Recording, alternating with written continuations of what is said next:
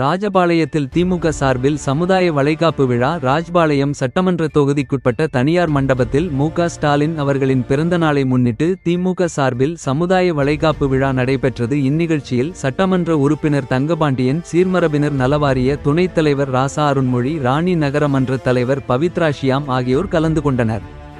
இந்த நிகழ்வில் 300 கர்ப்பிணி பெண்களுக்கு வளைகாப்பு நடத்தப்பட்டு அவர்களுக்கு தேவையான பரிசுப் பொருட்கள் வழங்கப்பட்டன. திமுக நிர்வாகிகள் மற்றும் அங்கன்வாடி ஊழியர்கள் திரளாக பங்கேற்று விழாவை சிறப்பித்தனர்.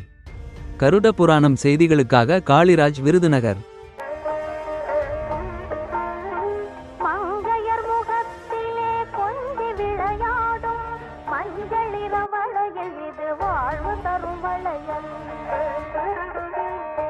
மங்கள பெண் குலம் கொட்டு வைத்தே மகிழும்